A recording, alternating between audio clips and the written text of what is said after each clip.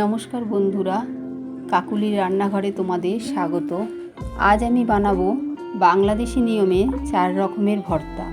এটা হলো রুই ভর্তা, এটা হলো চিংড়ি ভর্তা, এটা হলো কচু পাতার ভর্তা এবং এটা হলো টমেটো ও বেগুনের ভর্তা। কচু পাতার ভর্তার জন্য এখানে কচু পাতা নিয়ে নিয়েছি, পেঁয়াজ কুচিয়ে নিয়েছি, কাঁচা লঙ্কা, শুকনো লঙ্কা আর রসুন, হলুদ, নুন এবং নিয়েছি সর্ষের তেল। এখানে আমি গ্যাস জ্বালিয়ে গ্যাসে বসিয়ে দিয়েছি একটা কড়াই, তার মধ্যে অল্প একটু জল, ছোট ছোট করে কচু পাতাগুলো কেটে নিয়েছি, নুন দিয়ে দিলাম, কাঁচা লঙ্কা, রসুন কুচি, পেঁয়াজ কুচিগুলো দিয়ে দেবো আর দেবো অল্প পরিমাণে হলুদ দিয়ে এটাকে আমি ঢেকে 2-1 মিনিটের জন্য সেদ্ধ হতে দেব।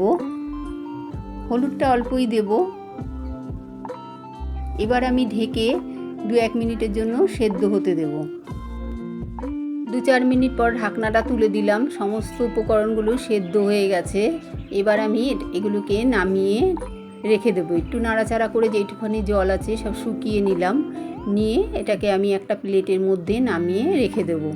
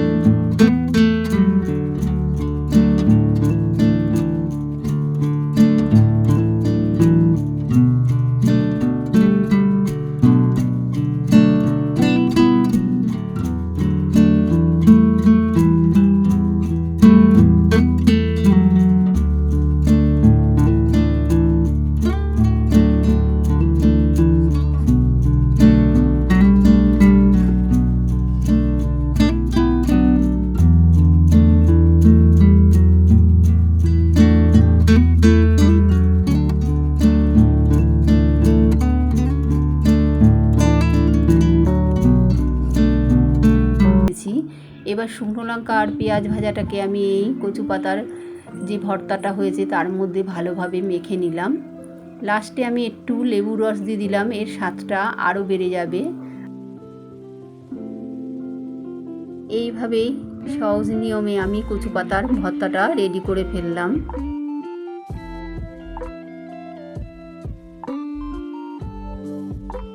এবার আমি বাকি 3টে ভর্তার জন্য সমস্ত কিছু উপকরণ আমি রেডি করে নিয়েছি। শুকনো লঙ্কা, কাঁচা লঙ্কা, রসুন, পেঁয়াজ কুচি, ধনেপাতা, বেগুন, টমেটো সবই আমি এক জায়গায় রেখে দিয়েছি।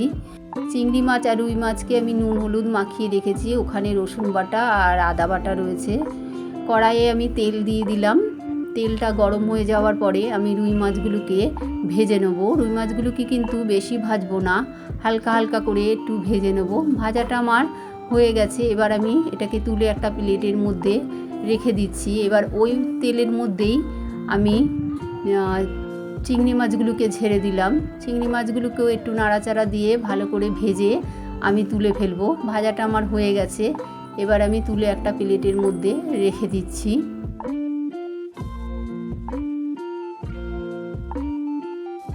ওই কড়াইয়ের তেলের মধ্যে আমি সব উপকরণের জন্য, সব কটা ভর্তার জন্য যে শুকনো লঙ্কা রেখেছিলাম একসাথেই ভেজে নিচ্ছি। শুকনো লঙ্কাগুলোকে লাল লাল করে ভেজে নেব। তারপরে ওই তেলের মধ্যে আমি পেঁয়াজটাকেও ভেজে নেব। পেঁয়াজটা আমি একসাথেই ভেজে নিচ্ছি, দুটো ভর্তার জন্য একসাথে। রসুনও দিয়ে দিলাম এর মধ্যে, রসুনগুলোকেও ভেজে নেব। পেঁয়াজটাকে লাল লাল করে ভেজে নিতে হবে। দেখো পেঁয়াজটাকে আমি লাল লাল করে পুরো ভেজে নিয়েছি। রসুনটাও আমার ভাজা হয়ে গেছে। কিছুটা পেঁয়াজ আমি তুলে রাখছি, কিন্তু রসুন নেব না, পেঁয়াজগুলো তুলে রাখলাম। এবার ওই তেলের মধ্যে আমি চিংড়ি মাছ, শুকনো লঙ্কা সমস্ত কিছু দিয়ে একটু নাড়াচাড়া করে নিচ্ছি পেঁয়াজটার সাথে। উপর নাড়াচাড়ার পরে আমি উপর থেকে হালকা করে একটু ধনেপাতা দিয়ে দিলাম। ধনেপাতাটাও আমি একটুখানি নাড়াচাড়া করে এবার আমি গ্যাসটাকে বন্ধ করে দেবো।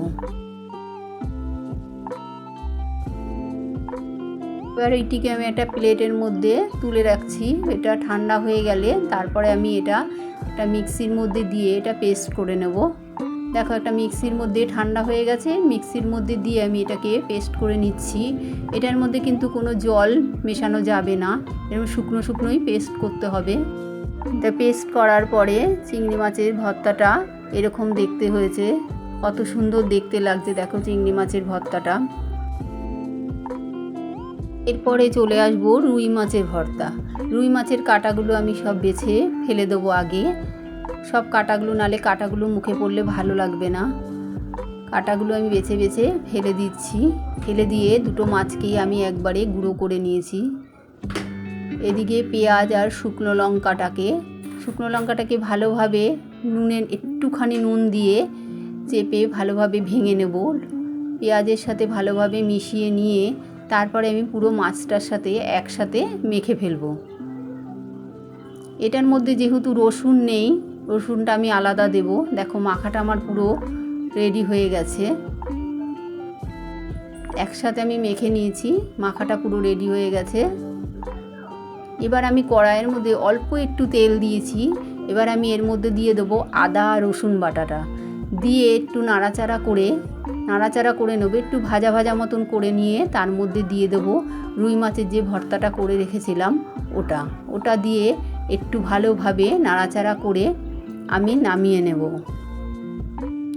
বেশিক্ষণ লাগবে না, 3-4 মিনিট এদিক ওদিক করে একটু নাড়াচাড়া দিলেই হয়ে যাবে। দেখো আমার রুই মাছের ভর্তা রেডি হয়ে গেছে, কত সুন্দর দেখতে লাগছে রুই মাছের ভর্তাটা।